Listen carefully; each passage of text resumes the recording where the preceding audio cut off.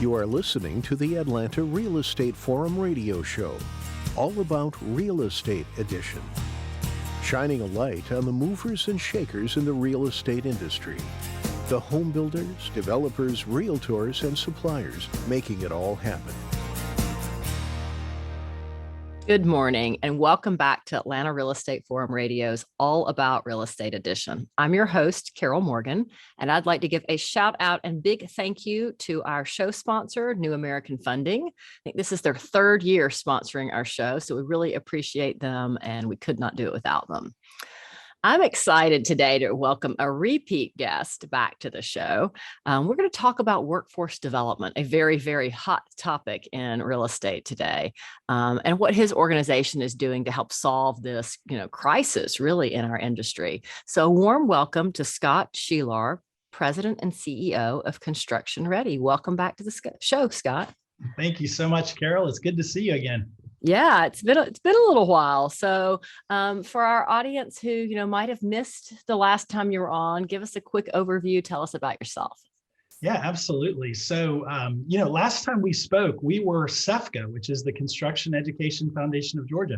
I guess our biggest news is we have rebranded and we are now officially Construction Ready. That's the new name of our organization. We've been around since 1993, so almost 30 years. Wow. But we're entirely focused on getting more people into the construction industry, people of all ages and backgrounds.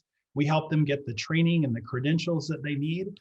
And that is our entire focus. But we're really, really happy about our new name. We feel like it succinctly describes who we are and what we do. So just happy to be in this place. Yeah, I was pretty excited to find out about the new name because it really does say exactly what it is you're trying to do without, the giant long name and everything that goes along with giant long names. So kudos for that change. Thank you. Talk a little bit more about Construction Ready. What's your mission? What's your vision? Yeah, so our mission is we help people of all ages and backgrounds find a great career in the construction industry. Our vision is really twofold. We want the skilled trades to be as valued as a four-year degree. That's a big part of our vision is we want to get our society to a place where people recognize the true value of a career in the skilled trades. And we've talked about that before. But then beyond that, we also want everyone in the country, anyone who wants to pursue the skilled trades, we want them to have access to the training and the credentials that they need in order to get a great career in the construction industry. So that's our focus. Yeah. Well, and it's a needed focus. And, we've spent too long talking about how kids need to go to college, that they have to go to college to be successful. And it's just not the case. You can get trained in, HVAC or plumbing or electrical or, whatever those myriad of trades are out there and then get a fantastic job when you complete that certificate. Absolutely. And all without the burden of student loans, right? And that's what a lot of people, don't understand is, yes, you can go to college and get a four-year degree, but it comes with, $100,000 in student debt. Or more. Exactly. And the amazing thing about the skilled trades is that most companies will pay for you to go through that apprenticeship training. So you will earn money while you're working and they will pay for all of the education and training you need to pursue that skilled trade. So it's really interesting. But the cool thing, Carol, is I feel like people are finally waking up to that. I've been at this a long time. I've been in my job for over 20 years. And I can honestly say in the last 2 or 3 years, I really see the pendulum shifting to where people are listening and not only listening, but actually talking about it and saying, hey, this is a viable option. So. Well, having a four-year degree doesn't guarantee that you're going to get a job when you walk out the door of that college. And it also doesn't guarantee that you're going to get a job that can help you pay off those loans. That's exactly right. So, and it's actually interesting. I guess this is a little close to home right now. My son has a four-year degree. Just completed his degree last May and has applied for some, master's programs. But in the meantime, while he waits to be accepted, he's like, Mom, I'd really like to have a trade. I'd like to have, a second career, something that I can use to work my way through my master's program and my PhD and, maybe something that I'll do in the future. So he's gone to work for a plumber and he loves it. He is having the best time because, so cool. Because every day is a different day. It is. It is. Well, and the thing about it is, we like to make it clear we're not anti-college by any stretch, but we're very much about helping each individual find the best path for them, right? Correct. And it really depends on what people want to do in terms of a career. And if they want to sit behind a desk or teach in a college or university, by all means, go get those higher degrees. But if you enjoy building and creating and working with your hands and being outside and doing something different every day, then check out the skilled trades, because there really are some great opportunities. Well, and it's kind of maybe it's a different mentality, because I know at the end of the day, I still have a giant to-do list. Mm-hmm. And maybe I got 2 or 3 projects done and I really feel, complete. And, oh, great, I got that done. But, with a skilled trade, you go into work, you work your 8 hours or 10 hours or whatever it is, but you've got that start and you've got that stop. And once you finish that portion of the project, it's done. You go on to the next part. So I would think it'd be very fulfilling to have that, completion and the look, there's this really tangible look. I built this. Look, I did this. Versus those of us that, pass pieces of paper across computer screens, basically, right? Which, anyway, that's kind of an aside. Exactly right. Well, I know you've expanded a lot in the last couple of years. Where have you expanded beyond Georgia? What does that look like? So for a long time, we were just in Metro Atlanta for the first, I would say, 15, 20 years of our existence as an organization. But recently we've expanded statewide. So we're now in Augusta, Columbus, Macon, Savannah. We're in many cities across the state of Georgia. And just this week, Carol, we officially expanded beyond Georgia. We're actually in Jacksonville, Florida. We set up an awesome partnership with the Jacksonville Jaguars down there. Long story short, their owner, Mr. Khan, was very inspired by what Mr. Blank did with the Falcons. I think I've shared that story with you before. When Mr. Blank was building Mercedes-Benz Stadium, he wanted to help local residents access those jobs, right? And so we set up our pre-apprenticeship program to do that. Well, long story short, Mr. Khan, read about that story, and now he's doing a $500 million renovation to their facilities in Jacksonville. And they have the same needs in Jacksonville. There's a community in Jacksonville called Out East, where there are people who need opportunities. And basically he said, hey, we're gonna do all this great construction, but we're gonna give people opportunities to be part of these projects. And so he found our organization, thankfully, and brought us to Jacksonville.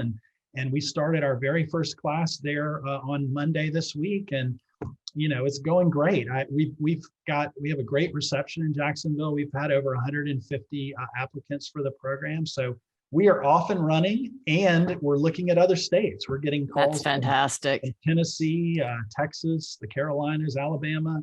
So definitely a lot of interest in replicating what we've been able to do here in Georgia.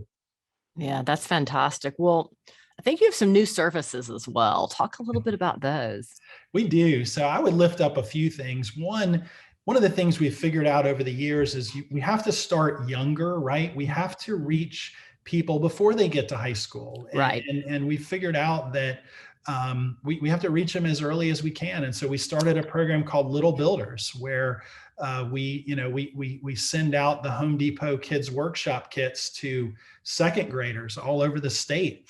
And those young people actually build these projects. And a lot of times these second graders have never held a hammer. They've never driven a nail, and obviously we're not talking a whole lot about careers at the second grade level, but the idea is to spark that interest in building and creating at a very young age. And so that's one of our newer programs is Little Builders.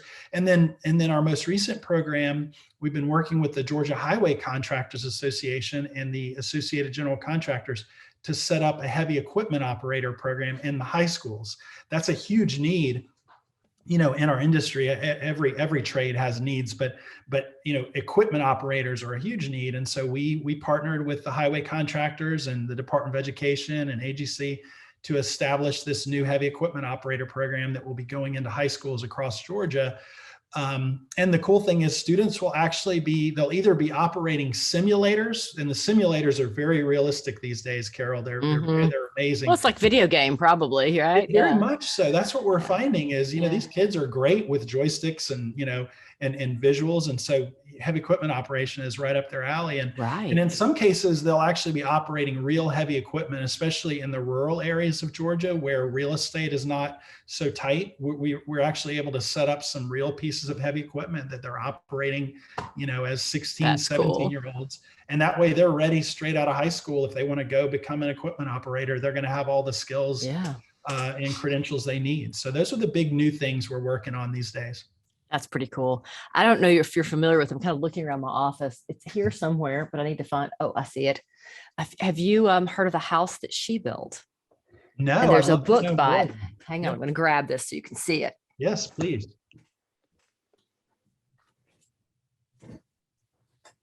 Oh, neat. Yeah. I love that. So a group of ladies in Utah built a home completely, all women.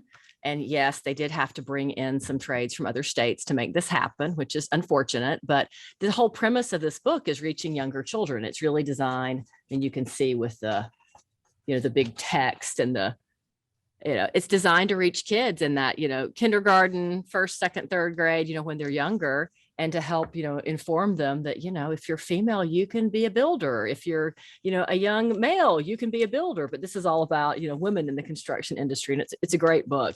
It's available. I love that. I thought you'd like that. It's available through Amazon and Builder Books. Well, and to just share a quick personal story, my daughter is 11 years old and she has taken an interest in building. And even to the point of, we have a little bit of unfinished attic space in our house. And she went in there and said, Daddy, this could be a great, play space for me. And so we've been finishing it out. She's been hanging drywall and running a drill, to hang the drywall, and learning all about the terminology of trusses and wall joists and drywall and mudding drywall and all that. So it's really, I'm definitely going to get that book and share it with her. It's a great book. When you think about it, part of the skilled labor shortage is going to have to be filled with women. Absolutely. So getting these girls younger and helping them to realize, you can be a builder, you can be an electrician, you can be a slab jacker, you can pour concrete. You don't have to be, a nurse or a teacher or whatever those old stereotypes are. You can do whatever you want, whatever matches your personality and your skill set.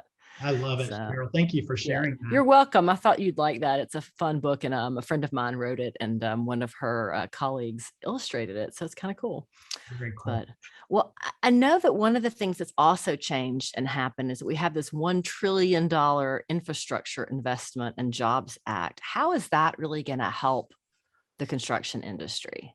Well, it's, from a labor standpoint, we're all shaking in our boots, right? Because we already have a shortage, and here comes another, $1 trillion. I was looking at the numbers here in Georgia. It's going to translate to about $12 billion in highway construction, which is a big number.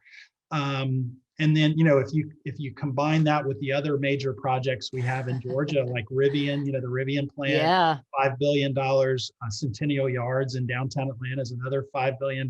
So you take our current labor shortage, and I looked at the numbers, Carol, our shortage right now is about 10,000 in Georgia. There are 10,000 open construction jobs. It's been that way for the last several years. It has, but you can imagine with all these new large projects coming online with the infrastructure, all the highway construction there, the $5 billion in Rivian, the $5 billion Centennial Yards, and those are just the biggest ones. There are all kinds of, $500 million, $1 billion projects that I'm not even mentioning, which is hard to believe. That's, but the way it's going to impact us, as you can imagine, is that number is going to go up considerably. If we have a shortage of 10,000 now in Georgia, that's going to double or triple pretty easily with all these new projects coming online. So it's kind of good news, bad news. Obviously, it's great for our economy and it's great opportunity for people who are thinking about the skilled trades. I mean, talk about job security. If you have all this construction coming online. And these are, Carol, as you know, these are multi-year projects. We're not talking about, $12 billion in infrastructure in the next year. It's going to be spread out over at least a decade. So it's going to be interesting. Is any of that money in that infrastructure package, is any of it earmarked toward workforce development, or is it all just go to the projects? I need to check into that. It's a great question that I should know the answer to, but yes, I mean, I would imagine so, but I'm going to dig into that. In fact, I'll have a call later today with my friend Dave Mollering over at the Highway Contractors. Excellent. So yeah, I will bring that up. Seems like if we're going to have that much money funneling into Georgia and need that many more people, that there should be some aspect of it to help train those people. But you're right. Things that make sense don't always make sense. We know that. So, you talked a little bit about your kindergarten program. Where is that one? Is that throughout the state of Georgia, or how many schools, and what's the, opportunity to expand that? How does that look? Well, the cool thing about it, Carol, the program is called Little Builders, and it's a virtual program primarily. We ship the kits out. Let me share the quick story with you on this. The backstory is really interesting. So this was one of those silver linings of the pandemic, right? So when the pandemic broke, the Home Depot shut down all of their kids' workshops that they do on Saturday mornings. They weren't able to do them anymore. And so they had all these kits, stacked up. And they called us. We're great partners with the Home Depot and the Home Depot Foundation. They said, hey, could you all use these kids' workshop kits? And we're like, well, we can't think of a specific way we could use them, but sure, we'll take them and we'll figure it out. And we took about 10,000 of those kids' workshop kits and we stored them for a month or two. And we figured out, hey, we could ship these kits out to the schools or to individual students, and we could do some virtual instruction, online, where the kids will build. And they're small projects. They're like little toolboxes and such. And so that's the way we do it. That's the way we do that program. And we have reached over 10,000 students in Georgia in about 100 different elementary schools. It's anywhere from second to about fifth grade. That program targets second through fifth grade.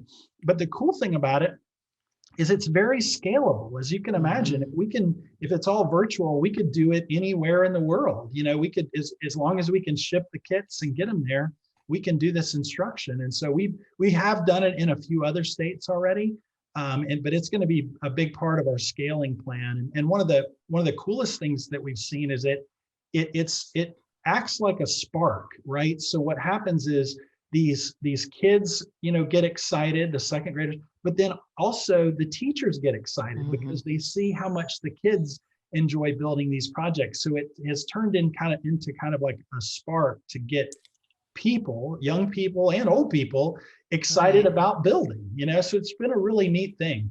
How does that work in terms of if somebody's interested in, participating in Little Builders? Say we've got some educators listening. Do they just reach out to you guys? Is there a cost involved? Is it sponsored by Home Depot?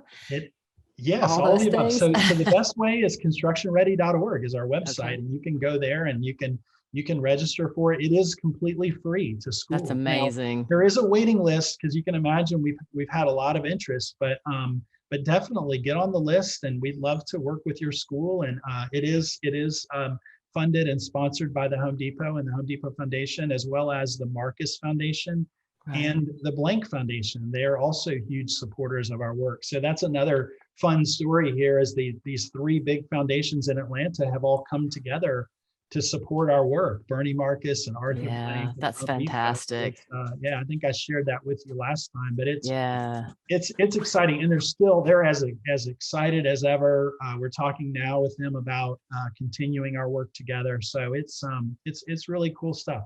I love seeing them give back, and it benefits them as well, because they need educated people working in their stores as well. That's right. Well, talk a little bit about your adult training programs. I know you've got a 4-week boot camp. What's that, and who can participate in it?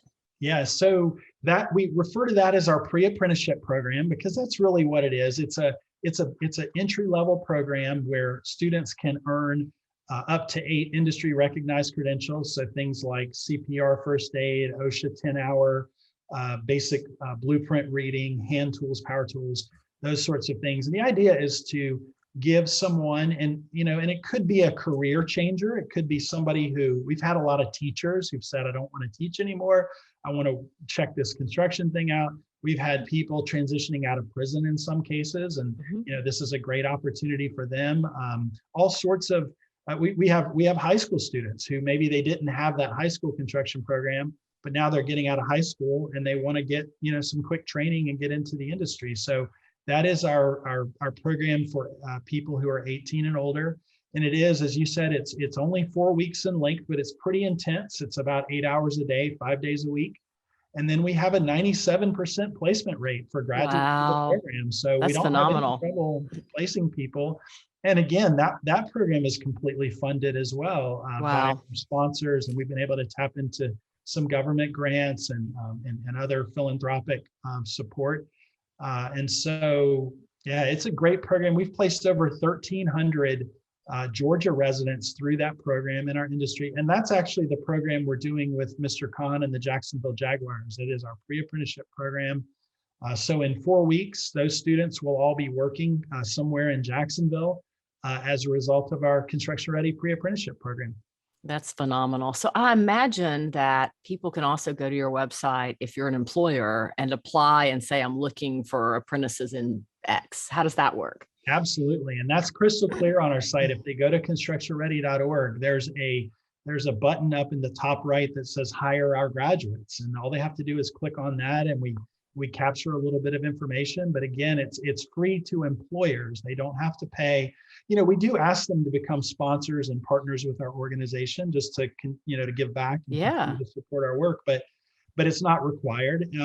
But companies, the way it works, Carol, is they sign up and they come to what we call our hiring fair. Mhm. And that's on day 19. They come in and meet our graduates, and it's kind of a speed dating scene where they come in and they move around the room and talk to different graduates. And then at the end of the day, the companies rank our graduates. They say, my Oh. top choice was Carol, my second choice was Scott. But then also, this is the cool part, the students rank the companies. Oh. So, employment is a two-way street. Right. Obviously the employer has to want the individual, but the individual has to want the employer, because they're, especially in this market, they have a lot of options, right? Right. And so then at the end of that day, we match them up. We pray for a lot of 1-to-1s and 2-to-2s, and we match them up. And then that all happens on a Thursday. They graduate on a Friday, and then they report to work usually that following Monday. Yep. What a great progress. I can't talk today. What a great process. Thank you. So it's like A plus B equals C. That's nice. Exactly. Well, what advice do you have for a young person who's considering a career in the construction industry? Yeah, there's never been a better time. As I said, I've been at this for over 20 years, and there's been opportunity for the 20 years I've been in it. But now more than ever, because of what we were talking about earlier, with all of with the demographics that are going on. So we all know that baby boomers are retiring from the industry. So there's that void that's happening. Plus you have this tremendous demand, for construction services, like we talked about earlier with the infrastructure and all these mega projects coming to Georgia. There are just so many opportunities to come in and get a rewarding career and get a very lucrative career, right? I mean, we've talked generally about money before, but I would encourage them to go to Indeed.com. It's a great website where you can learn about different careers. You can go out there right now and you'll see that apprentices in our industry, and that's an entry-level position, will make between $40,000 and $50,000 a year. To put that in other terms, that's $20 to $25 per hour as entry level starting.